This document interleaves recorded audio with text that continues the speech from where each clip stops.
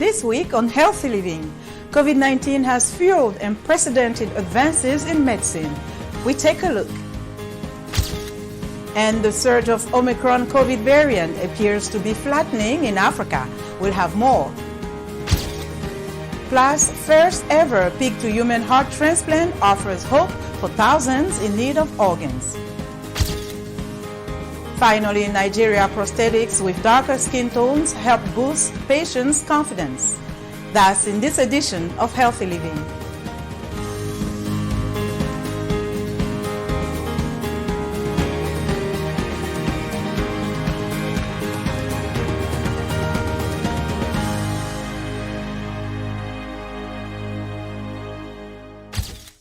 Hello, I'm Linor Moudou. Thank you for joining us on Healthy Living. The COVID-19 pandemic has significantly strained healthcare delivery worldwide. On the other hand, it has been a time for significant advancements in science and medicine.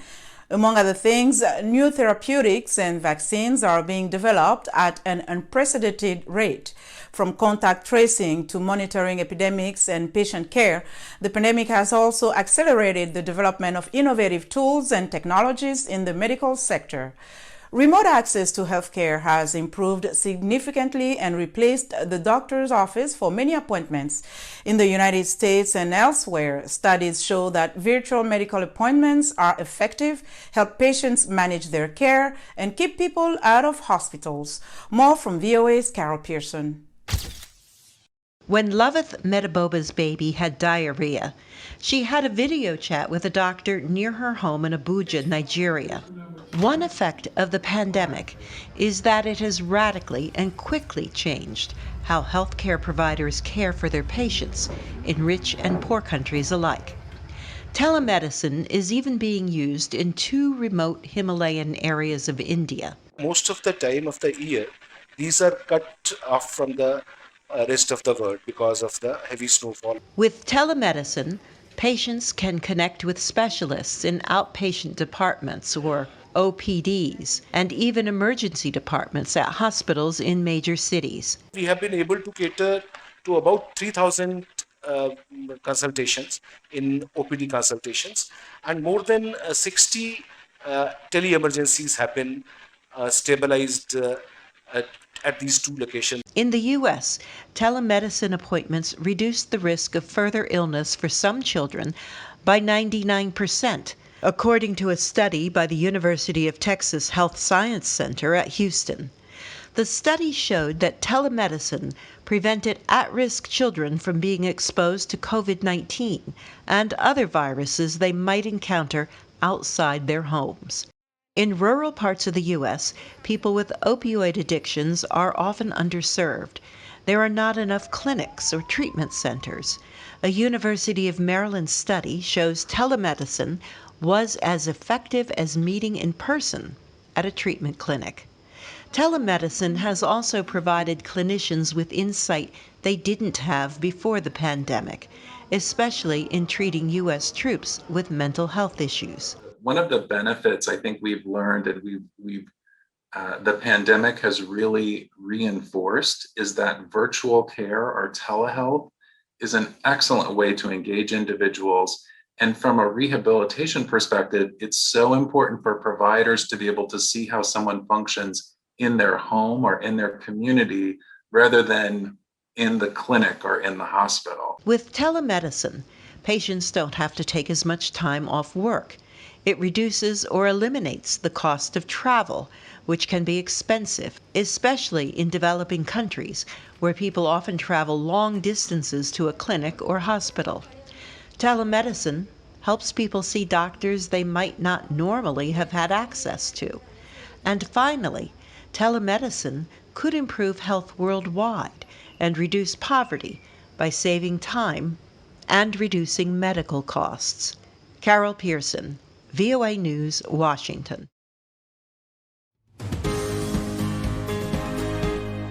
In another medical advancement, the U.S. National School of Tropical Medicine at Baylor College of Medicine has developed a new vaccine against COVID-19 called Corbevax. Corbevax is a low-cost, patent-free vaccine developed by Dr. Peter Otes, co-director of the Center for Vaccine Development at Texas Children's Hospital, along with his colleague, Professor Maria Elena Bottazzi. We spoke to the scientists for more on the vaccine. In partnership with Biological E, and Corbevax is really the vaccine that was co-developed by Biological E in India, we managed to transfer the technology of how to make a recombinant protein. In this case, is a receptor binding domain that really targets the original virus. But now, of course, we know that it also can confer really great protection against the variant of concerns, especially Beta and Delta, and we're in studies right now to evaluate Omicron. So we take this engineering of recombinant proteins, we produce the constructs, we call them seeds, and then we transfer these to the manufacturers like BioE. Then we provide them, the procedures of how we can produce them in the lab, and then they, of course, scale them to industrial scales. I mean, Biological E can make 100 million doses of this vaccine, right, from the recipe that we originally gave them. There's no limit to the amount you could scale. You can make billions of doses. It uses an older technology similar to that used to make the recombinant hepatitis B vaccine. And that's significant because that vaccine is made locally in multiple countries in the global south, in India and Indonesia and Bangladesh and Vietnam and Brazil and elsewhere, so that if you need to produce a vaccine locally, this is the technology to do it. We've transferred the technology with no patents, no strings attached, and we help in the co-development to at least 4 countries so far, with more to follow: India, Indonesia, Bangladesh, and now Botswana. This potentially could be actually made in sub-Saharan Africa. BioE is the furthest along, the one in India. They've made now 150 million doses. That's ready to roll out, and they have the capacity for 1 billion doses. It's a high bar because we've got to provide 9 billion doses for low and middle income countries, 20 billion globally. I doubt we're going to do that with mRNA vaccines and the other technologies. So this will come in order to get people vaccinated by 2022. And if we really work hard and get people vaccinated now, potentially we can forestall a new variant for this summer. Of so many people in the US, but also globally, saying we're holding back to accept mRNA vaccines or other technologies, but would use ours because they've already given it to they've already taken a vaccine like it through the hepatitis B vaccine, similar to yeast fermentation technology, either for themselves or their kids. This not only is this critical for equity, it potentially could address global vaccine hesitancy. Easy to scale, one of the lowest cost vaccines, one of the best safety profiles, a tried and true technology. People are willing to accept it. So when you go down the checklist, our vaccine checks a lot of boxes. A man here in the United States with terminal heart disease has received a genetically modified pig heart in a world-first surgery. Observers say the experimental procedure can help alleviate one of the biggest problems in hospitals around the world, the shortage of organ donors. A U.S. man has become the first person in the world to get a heart transplant from a genetically altered pig. The groundbreaking surgery happened last week at the University of Maryland School of Medicine in the United States. The patient, 57-year-old David Bennett, had a terminal heart disease, and the transplant was his last option. We've never done this in a human, and I like to think that we have given him a better option than what continuing his therapy would have been. But whether it's a day, week, month, year, I don't know. If proven successful, scientists hope pig organs could help alleviate shortages of donor organs, one of the biggest problems in transplant systems around the world. Prior efforts at pig-to-human transplants have failed because of genetic differences that caused organ rejection or viruses that pose an infection risk. We seem to be past what we consider the hyperacute rejection phase that we would normally have seen in an animal organ that wasn't specially treated. So we feel good about that one. The World Health Organization says 139,000 organ and tissue transplants were carried out in 2017 worldwide, which represents only 10% of the need for transplants. And in 2016, 643 organ transplants were performed in Africa, the lower number compared to other regions. WHO says the true extent of Africa's need for organ transplantation remains unknown.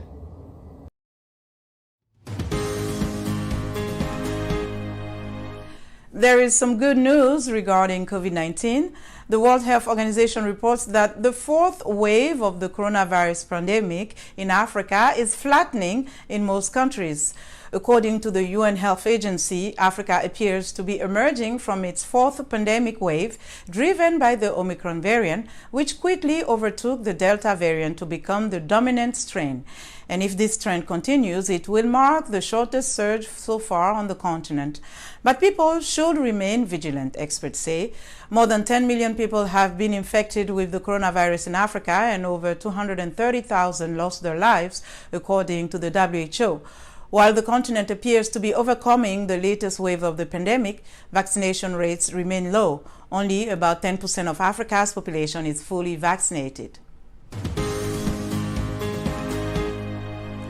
An artist is making some changes to the appearance of prosthetics in Nigeria with darker skin tones. The unique prosthetics are helping to boost the confidence of the patients who need them. Prior to this, the only skin color available in Nigeria was white, or simply made from materials like wood, which do not resemble human body parts. Here is more. This silicone prosthetic is being tried out by Michael Sunday for the first time. He lost 3 fingers in a car crash, and this is supposed to help him get back to normal. It fits like a glove, and it's almost impossible to tell it's not real. What's more unusual is the darker color that matches his skin. He preferred to not have his face appear on camera, but has very positive feedback. It has really helped me because I can go about my normal life without looking at my hand, without hiding my hands, or fear of discrimination or fear of pity. Most prosthetics available in Nigeria until now have been white or made from materials such as wood that look unrealistic. John Aminam is the artist who designed the prosthetic hand. He used to work in movie special effects, but after someone in his family lost a limb, he shifted his focus. I became emotional about the amputees. I discovered that I had 1 or 2 people who had amputations around me, and they had this feeling of discomfort whenever they were around normal people. And I saw it as a challenge, that if I could give back or solve this need, to go a long way to ease them of that emotional trauma of discomfort and